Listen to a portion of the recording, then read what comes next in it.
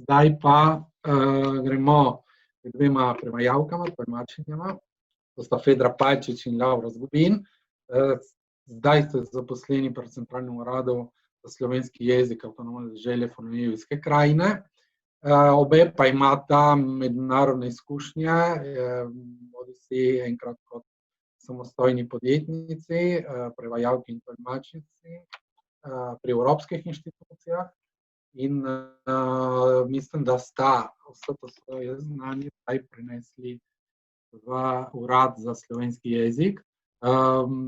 Jaz iskreno povem, da sem tak urad sanjal že 20 let, odkar sem predaval, oziroma prevajal še v 90-ih letih na sodišču v Trstu kot študent in potem, ko sem delal na Občini Dolina, ker smo se vedno spraševali, kako naj prevedemo določene izraze, tako da kdor bere jih razume ali jih poveže z italijanskimi ali po slovenskem pravu in tako dalje.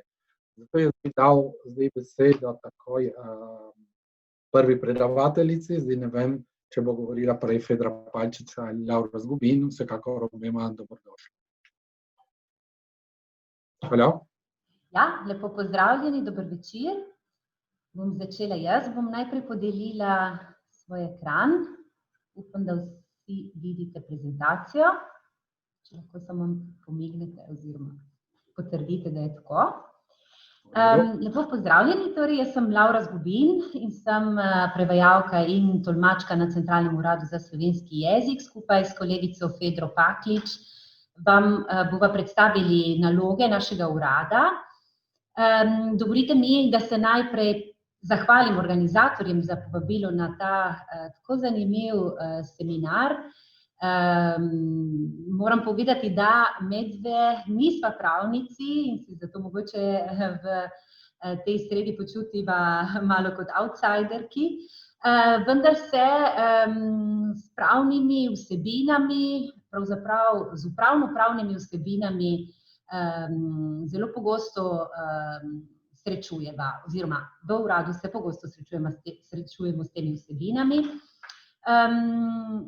Urad, ki deluje v okviru službe za manjšinske jezike pri deželi Furlanijski krajini, je bil formalno ustanovljen leta 2017, operativen pa je postal junija 2018 z zaposlitvijo 5 prevajalk in 3 administrativnih sodelavk, poleg vodje Erike Hrovatin, ki je tudi nocoj z nami.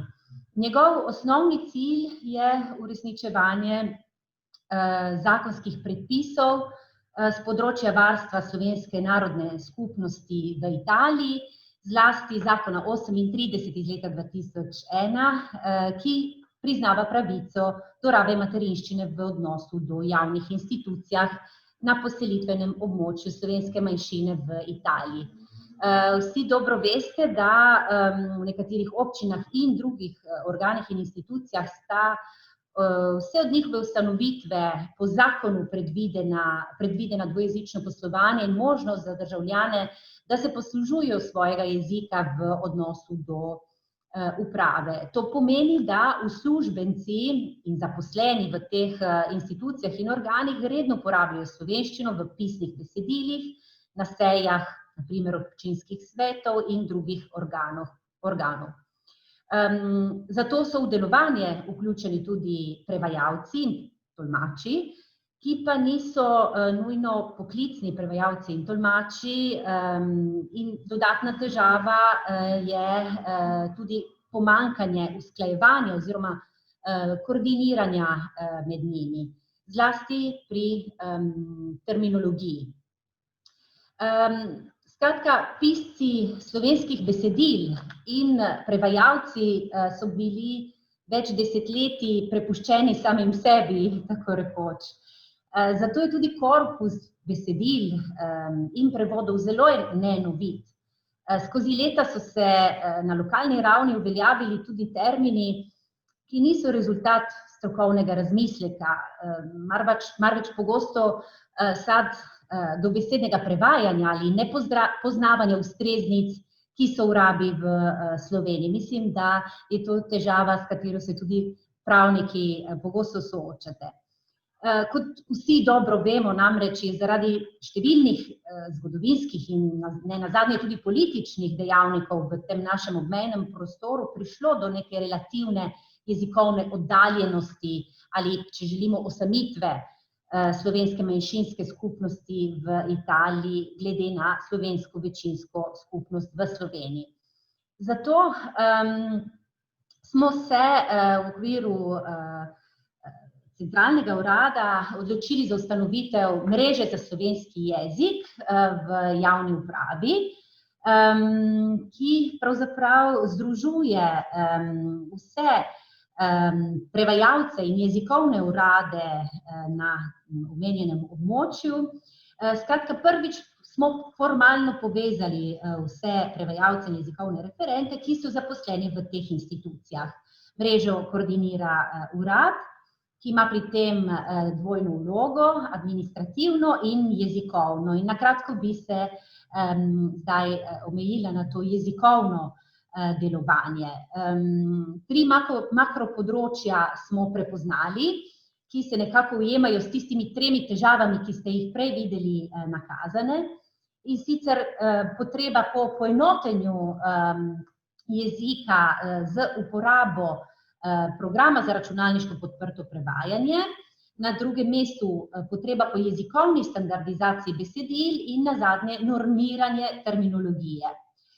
Program za računalniško podprto prevajanje je preprosto softver, ki smo ga kot centralni urad dali na voljo vsem prevajalcem v naši mreži brezplačno in ki deluje po sistemu računalniško podprtega prevajanja, skratka, črpa iz različnih podatkovnih baz, tako besedil kot terminologije in omogoča prevajalcem, da prevajajo poenoteno. Drugo področje je korpus besedil. V sodelovanju s Slovenskim raziskovalnim inštitutom sodelujemo pri pregledovanju, prečiščevanju, popravljanju besedil, ki so vsa ta leta nastajala v tem našem čezmejnem prostoru, jih poskušamo jezikovno poenotiti, zato da bi iz tega ustvarili nek korpus prečiščenih besedil, ki bi bila na voljo vsem prevajalcem in piscem besedil, ne samo prevajalcem.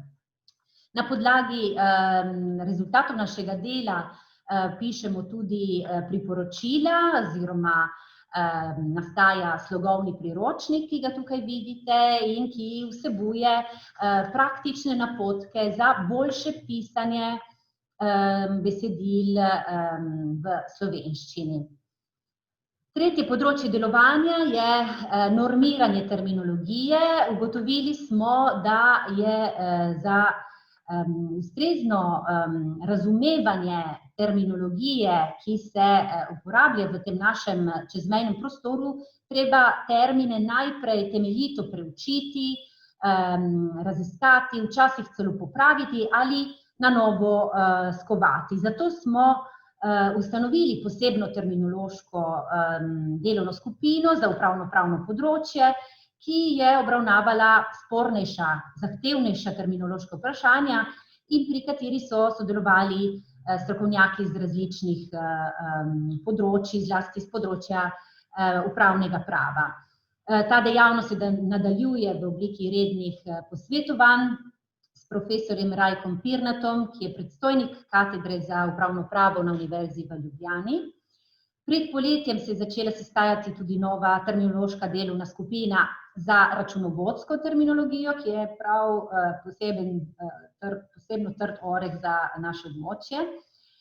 V načrtu pa imamo tudi druge take skupine.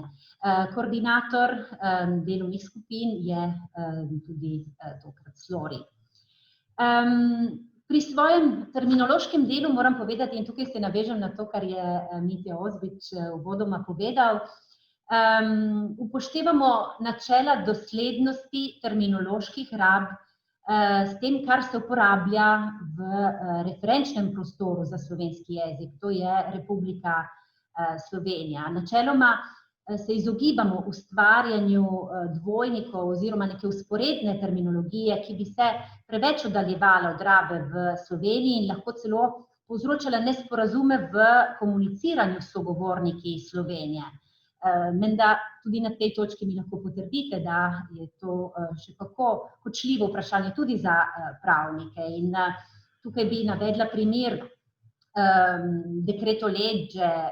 Nekateri trdijo, da bi bilo bolje tak termin prevajati dobesedno, dekret zakon, na primer, ampak mi smo ugotovili, da za to obstaja ustreznica, ki je primerljiva v Sloveniji, zato zagovarjamo to rabo. Skratka, mi sledimo trojnemu pristopu pri normiranju terminologije in sicer, spravičujem, sem bila prehitra, v primeru že ustaljenih oziroma uveljavljenih terminov načeloma jih prevzamemo, ne želimo pomesti čisto z vsem, kar je tipično oziroma značilno za te naše kraje. In tukaj bi omenila deželo, odbornike, občinske odbore in podobno, ali mogoče najbolj nazoren primer je prefektura. Naloge te institucije v Sloveniji opravljajo upravne enote, ampak ne moremo tega primerjati, zato je prav, da se ohrani termin prefektura. Imamo pa tudi primere terminov, ki so strogo lokalni oziroma zamejski in ki so rezultat dobesednega prevajanja. V takih primerih mi raje prevzamemo termine, ki so uveljavljeni v Sloveniji in niso sporni ali problematični z vidika razumevanja. Tukaj bi omenila piano regulatore, ki smo ga dolga leta prevajali z regulacijskim načrtom, v Sloveniji pa imamo za to prostorski načrt in to je tako zelo preprosto, da smo enostavno prevzeli. Podobno velja za motorizacione civile. Dolga leta se je uporabljal prevedek civilna motorizacija, ampak to vam zagotavljam za slovenskega sogovornika sploh ni razumljivo, sploh ne ve, kaj to je. V Sloveniji obstaja pa urad za promet, zakaj ne bi tega enostavno prevzeli?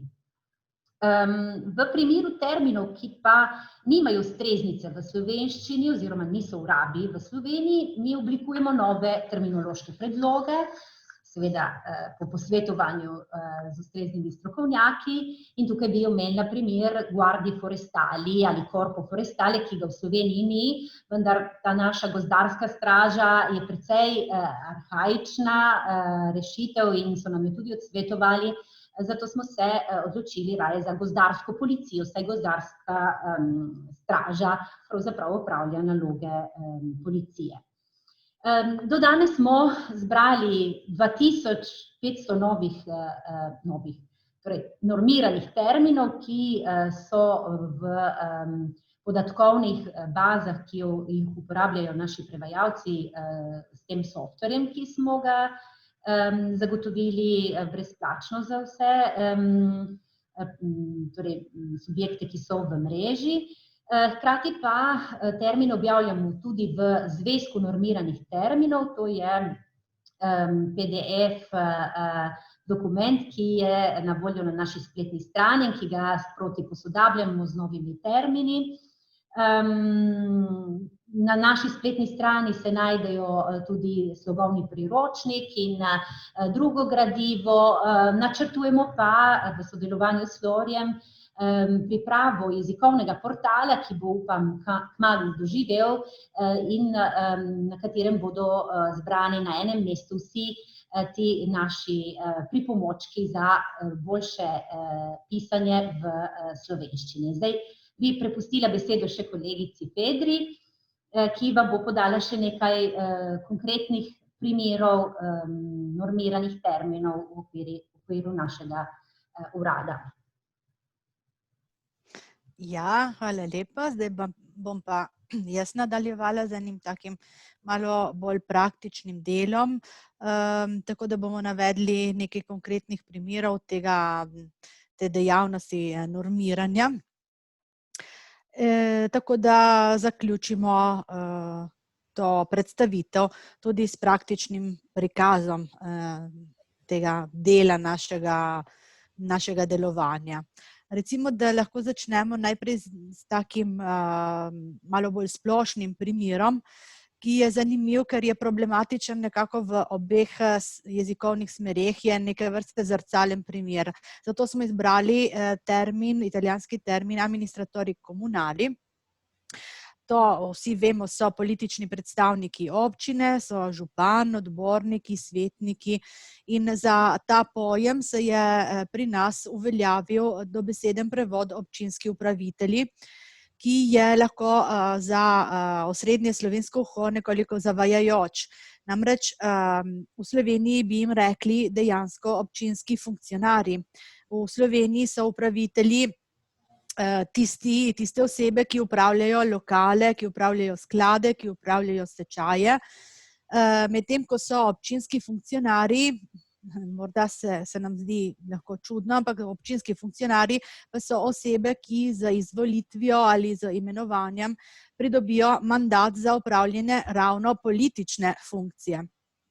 Toliko, da dodamo samo še to, da v zakonu o lokalni samoupravi so občinski funkcionarji, člani občinskega sveta, župan in podžupan. In torej, zanimiv primer v smeri iz italijanščine v slovenščino, ampak težave bi lahko nastajale tudi, če bi prevajali v obratno smer, če bi se spopadli z terminom občinski funkcionarji in bi ga kot v prejšnjem primeru dobesedno prevedli in bi iz tega nastali funkcionarji komunali, kar bi bilo spet zavajajoče v italijanski stvarnosti, ker si ne bi s tem terminom, ob tem terminu si ne bi zamislili izvoljenih predstavnikov občine, ampak bi nam to priklicalo v spomin čisto nekaj drugega, in kajti za italijansko uho so funkcionarji komunali pravzaprav višji uradniki in zato jih moramo tako prevajati.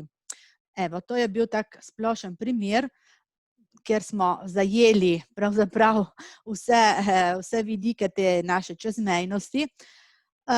In lahko pa zdaj podamo še en drug zanimiv primer, ki je dejansko morda zanimivejši tudi za pravnike, sicer stvar, ki jo gotovo absolutno obvladate, ampak samo da se zamislimo, kako lahko en tak termin, kot je dekreto, pomeni marsikaj glede na besedno zvezo. Imamo na primer decreto del direttore, decreto del sindaco, decreto di liquidazione. V tem primeru bo decreto postal odločba. Imamo pa lahko tudi decreto v besedni zvezi, decreto del presidente del consiglio, del presidente della repubblica, tudi decreto del presidente del consiglio dei ministri, ki je zdaj nažalost tako zelo razširjen. V tem primeru bo ta dekreto postal uredba. Zakaj to? Ker smo se seveda posvetovali in preučili to področje in uredba je v Sloveniji poimenovanje najpogostejšega akta, ki ga sprejema vlada. Zato se bomo odločali za to obliko. Ne pa za recimo obliko odlok, ki je bil vse doslej zelo razširjen, kajti v Sloveniji je odlok pravzaprav najpogostejši akt oziroma poimenovanje najpogostejšega akta, ki ga sprejema občina. Ampak dekreto se lahko pojavlja tudi v povezavi, o kateri smo že slišali, decreto legge. To je v Sloveniji dejansko uredba, to obstaja kot akt uredba z zakonsko močjo. Kakemu slovenskemu govorcu se bo morda zelo čudno, da se v Italiji pojavlja ta decreto legge tako zelo pogosto, ker uredbo z zakonsko močjo v Sloveniji sprejemajo ob res izjemnih primerih, na primer v vojnem stanju. Ampak vseeno se nam je ta prevedek zdel boljši kot pa neka besedotvorno nesprejemljiva rešitev, kot je lahko dekret zakon. Potem iz tega lahko imamo na primer tudi druge kombinacije, na primer decreto legislativo, zato imamo zakonsko uredbo. Bodimo pozorni, ker imamo tudi dva referenčna prostora, Slovenijo in tudi evropske institucije. Tam je uredba, ki smo jo prej uporabljali za prevajanje dekreta, tam je uredba pa v italijanščini v tem primeru regolamento. Torej, bodimo pozorni tudi na to. In potem še majhna izjema, za regio decreto pa smo ohranili termin kraljevi odlok, to ob upoštevanju tistega načela, ki ga je kolegica prej omenjala, ustaljenosti in tudi zgodovinske rabe. Tako, zdaj bom na hitro prešla, da vas ne preveč zamorim, še na en termin, ki je videti morda nekoliko nenavaden, ampak je absolutno tudi ta zelo utemeljen in tudi izredno strokoven. Namreč morda v pogovoru se ne bomo nikoli naleteli na tak izraz, ampak za vas pravnike je morda zanimivo. Imamo torej pojem annullare un documento in originale, kar pomeni, da ga nekako, bi lahko rekli tako poljudno, da ga pravno razveljavimo. V resnici so nam naši strokovnjaki razložili, da gre za to, da pravzaprav ga naredimo neuporabnega za uveljavljanje pravic, ki iz njega izhajajo. In to je potem rešitev za ta pojem, je torej amortizirati listino v izvirniku. Nedvomno nenavaden prevedek, na katerega se bomo morali morda postopoma navaditi, se ga bomo priučili in ga bomo postopoma prevzemali. Potem morda tako nek tak zelo klasičen primer, ampak izredno zanimiv tudi za pravnike, je termin norma, ki o tem smo poslušali prav tudi zelo poglobljeno razlago, ki ima hkrati abstrakten in konkreten pomen. Namreč norma je hkrati vsebina pravnega akta, latinska regula, in zato jo bomo v tem smislu raje prevajali kot pravilo, torej z prevedkom, z ustreznico pravilo.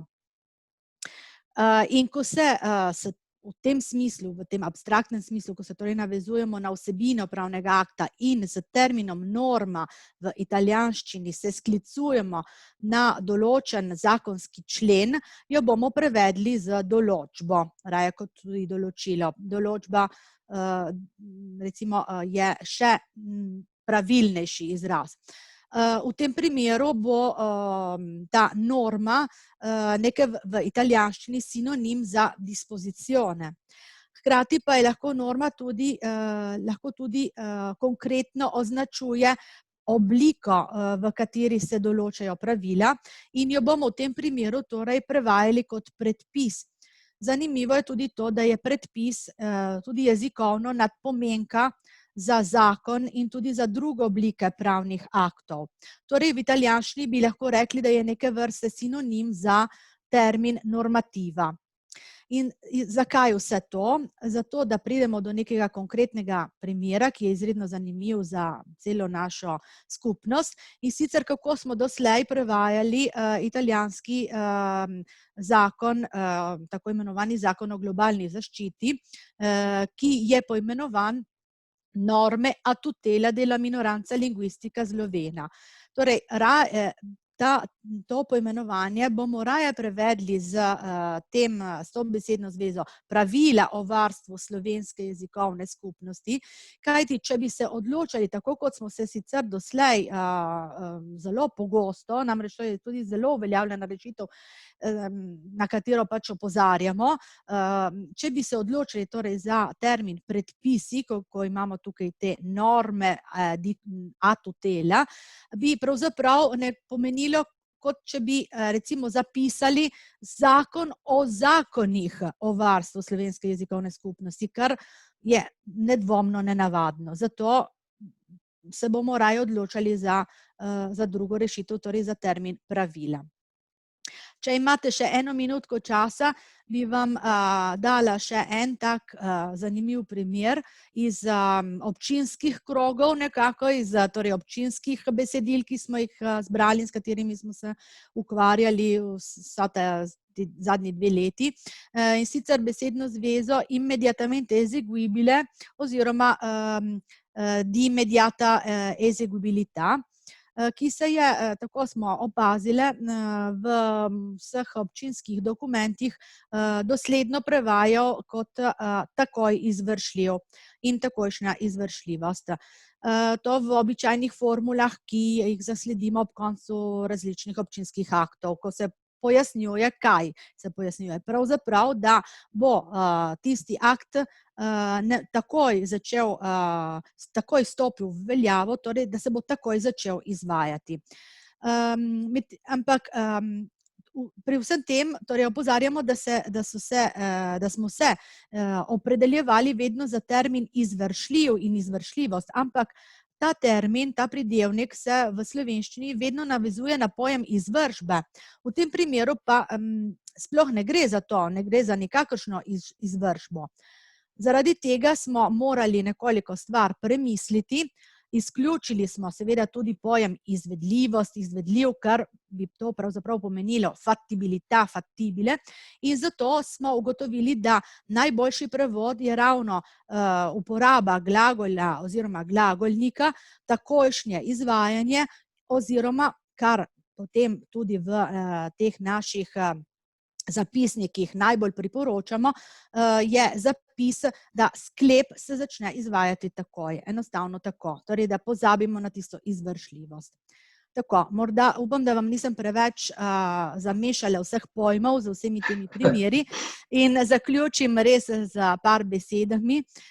In sicer vas opozarjam, da je seveda cilj vsega tega našega dela to, da poskusimo poenotiti to upravno-pravno terminologijo, izboljšati kakovost teh besedil, ki nastajajo tako izvirno kot tudi v prevodu.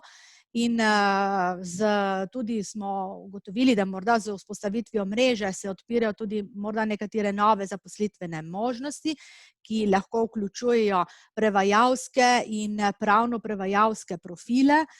Recimo, to se pravi, da v tem vidimo tudi en velik potencial za sodelovanje med centralnim uradom in pravno stroko in torej tudi med centralnim uradom in vami pravniki, ki ste tu danes, ki poznate tudi našo lokalno stvarnost.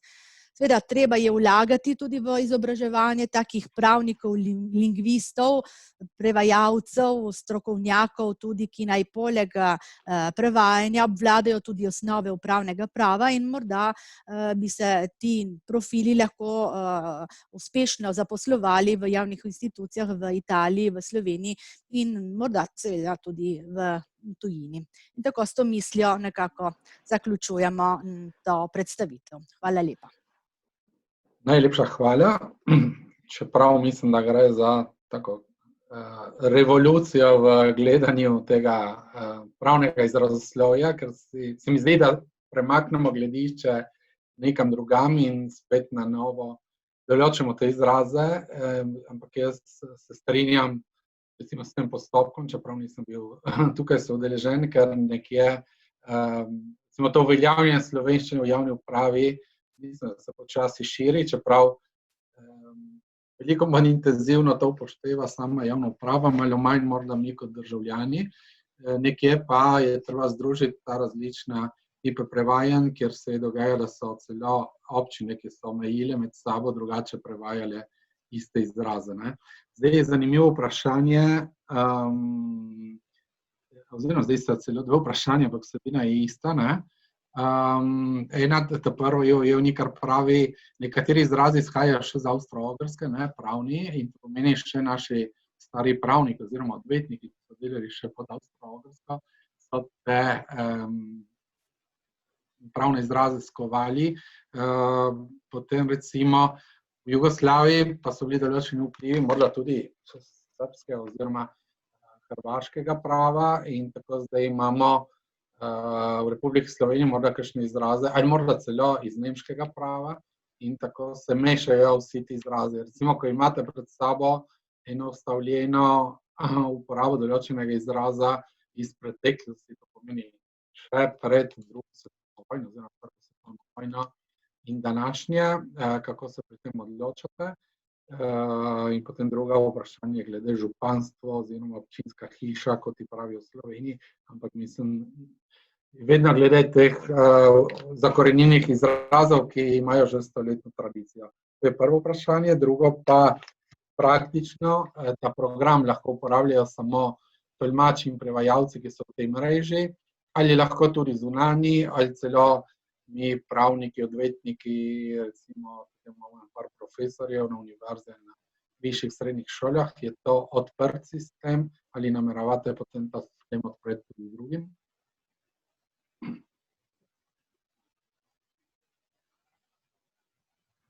Ja, bom začela pri zadnjem vprašanju. Pri programu za računalniško podprto prevajanje, to je program, ki se ga nakupi, je naročniška storitev. Mi smo nakupili licence in jih dali na voljo vsem subjektom v mreži, vendar se dogovarjamo tudi z drugimi subjekti za sodelovanje, pod pogojem, da si sami nakupijo programsko opremo in pa omogočamo dostop do teh naših podatkovnih baz, kjer je vsa terminologija, ki smo jo normirali, so besedila prečiščena in na tak način bi želeli čim bolj razširiti rabo tega pripomočka v tem našem prostoru. Hvala. Ja, drugo je bilo bolj filozofsko vprašanje, kako se odločate med avstro-ogrskim izrazoslovjem, izrazoslovjem Republike Slovenije, izrazoslovjem Jugoslavije in zamejskim izrazoslovjem. Imamo te 4 množice, ki se kdaj križajo, večkrat pa tudi razlikujejo. Pozitivno je... Ja, prosim. Ja, ne, tako kot je bilo zastavljeno nekako filozofsko, potem lahko tudi filozofsko odgovorim, da je jezik živ in zato ne moramo, če nočemo ostati tako nekako na robu, ne, moramo iti v koraku s časom in zato je treba tudi spremljati dogajanje tam, kjer je tudi večinska populacija, ki govori tisti jezik. Seveda mi imamo neko specifiko, ki jo je vredno tudi ovrednotiti in jo tudi vključevati, tako da jo recimo tudi v srednji Sloveniji postopoma upoštevajo in na to tudi opozarjamo, vam zagotavljam. Hkrati pa ne moramo ustvarjati nekega povsem osamljenega otoka, ki nima nikakršnih povezav z glavnim telesom, ne, tega tudi jezikovne skupine, ki govorita jezik. Zato, tako kot imamo tudi evropsko slovenščino, imamo tudi lahko neko bolj lokalno slovenščino, ampak te razlike ne smejo prevladati nad povezovanjem. To je tudi eno, na moje osebno gledanje. Ne vem, če sem odgovorila, ampak da res konkretno na specifično vprašanje, ampak tako malo bolj splošno. Najlepša hvala. Ja, mislim tudi, da srečanja ciljajo na povezovanje. Mislim, v glavi moramo imeti vedno to, na kakšen način gradimo recimo mostove, tudi jezikovne, in da se lažje med samo sporazumevamo. Zato, če uporabljamo isto izrazoslovje, Slovenci na eni in drugi strani meje, se bomo tudi, kljub temu, da smo oboji Slovenci, tudi malo boljše razumeli.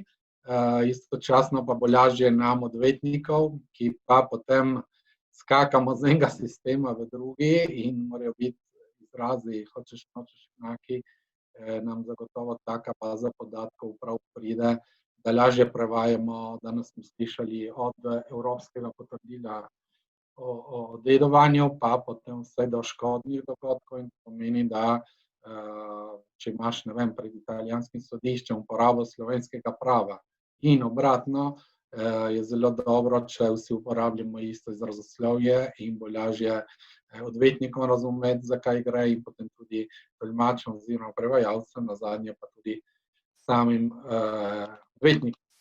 Primer naj povem, da ravno zdaj zaključujem primer, nekateri odvetniki tudi, ki nas poslušajo, so blizu, kjer smo stranke Slovenci, odvetniki Slovenci, slovensko pravo, sodišče pa je v Trstu in edina italijanska oseba je sodnica.